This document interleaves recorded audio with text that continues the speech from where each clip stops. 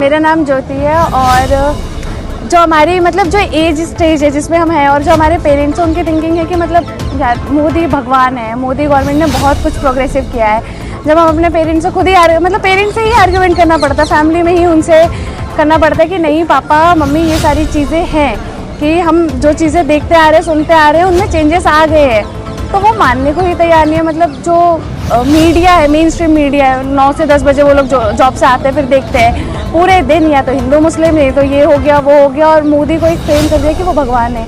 इससे उनके थिंकिंग में है, बेशक उनके पास ना भी सेविंग्स है ना उनके घर में अच्छा मतलब चल रहा हो सब कुछ, ना एजुकेशन सही हो ना कुछ भी, फिर भी उनके लिए एक ही चीज़ है कि नहीं मोदी बहुत अच्छा कर रहा है। हम अगर पूछे क्या अच्छा कर रहा है उनके पास कोई जवाब नहीं होता, सिर्फ इतना है कि मोदी अच्छा कर रहा है। हाँ, मंदिर बना रहा है, रोड बना रहा है। अब रोड के इंफ्रास्ट्रक्चर की बात भी हम करें कि ये यहाँ टूट गया है, ये चीज़ें नहीं वो गवर्नमेंट की गलती नहीं, उसने तो बना दिया, बेचारे ने तो काम किया ही ना, बना दिया लोगों ने ठीक से। एक चीज़ और मेरे पापा कहते हैं वो बेचारे इतना काम करते हैं कि उसके पास फैमिली नहीं है, वो फैमिली नहीं है फिर भी वो हम लोगों के लिए कर रहे हैं, तो हमें उसके बारे में सोचना चाहिए।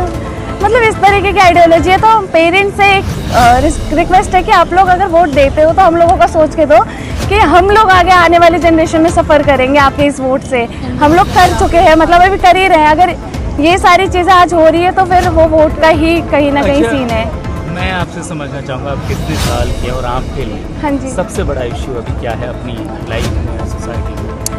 मैं 23 साल की हूँ और मेरी लाइफ का सबसे बड़ा इशू ये है, मेरी लाइफ का नहीं मुझे लग रहा है पूरी सोसाइटी का ही ये है कि हमें ना एक बहुत प्रोग्रेसिव एजुकेशन चाहिए जो हमारी मतलब सोसाइटी की थिंकिंग को आगे तक बहुत आगे बढ़ा सके। लाइक जैसे हम बाहर की कंट्रीज़ को देखते हैं कि वो आगे कितना बढ़ रही है, टेक में बढ़ रही है, सोसाइटी की चीज़ों में बढ़ रही है, और इवन बहुत सारी चीज़ें ऐसी है कि उन्होंने मतलब हमसे 10 गुना 20 गुना आगे हैं वो, तो हमें वैसी ही चीज़ें चाहिए और उसके लिए रिफॉर्म होना ज़रूरी है कि मतलब चीज़ें सही हो और फिर ये सारी जो हम चीज़ें चाह रहे हैं वो भी हो।